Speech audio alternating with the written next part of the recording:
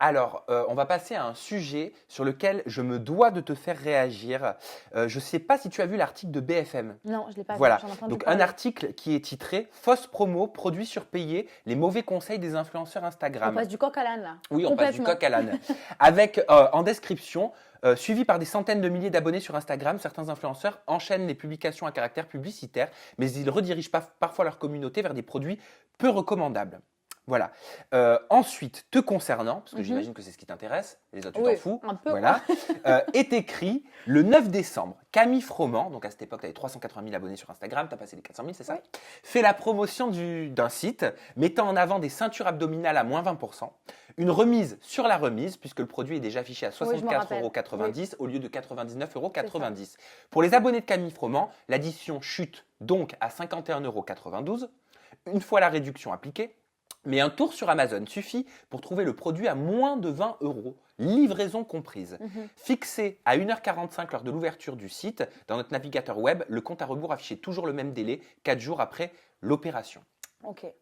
Bah écoute, je savais pas que je passais sur BFM. Non, je rigole.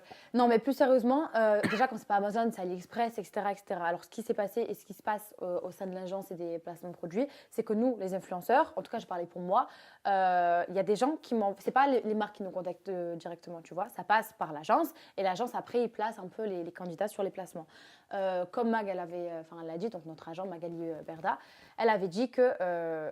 Enfin, comme dans tous les métiers, tu vois, et même moi, c'est vrai, tu peux pas avoir un métier parfait, tu peux pas ne pas faire des erreurs. Donc peut-être que ce que BFM raconte, c'est vrai. Je ne sais pas, j'ai pas été vérifiée, en toute honnêteté, j'ai pas vérifié. Mais ceci étant dit, il y a des sites un peu bizarres. Et moi, dans ces cas-là, les sites-là, enfin, je le dis directement à Max, pas je passe par les gens qui me contactent, tu sais, enfin les gens de l'agence qui me contactent, que oui, tu as ce placement, etc.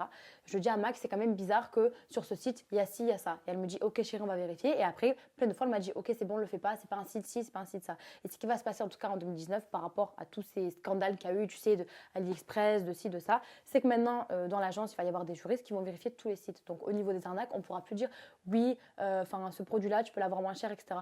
Mais d'un côté, on va pas se mentir, c'est comme tout et n'importe quoi. Des produits moins chers, tu peux tout le temps, si tu cherches bien, les avoir à moindre prix. En tout cas, ma mère, moi, c'est la reine pour faire ça, tu vois. Elle va trouver un article à 50 euros, elle va fouiller, peut-être pendant des heures, mais elle va elle va finir par le trouver à 20 euros, tu vois. Donc, Mais comment toi, tu t'assures en tant qu'influenceuse, Camille, à ton niveau, que ce que tu représentes est fiable, que ce dont tu vas parler est fiable, est légal, respecte les règles, les codes du commerce, je sais pas? ben parce que déjà, je reçois le produit, donc avant d'en parler, j'ai quand même un délai d'une semaine plus ou moins ou quelques jours avant le jour du placement. Je le teste, je vérifie. Si je sens que... Enfin, même, tu sais, c'est des trucs tout bêtes, mais même le packaging, quand je vois que je reçois des fois des vêtements, c'est déjà arrivé, hein, j'avais des placements de produits pour des vêtements, je reçois juste dans le colis, pas de lettres, pas emballé.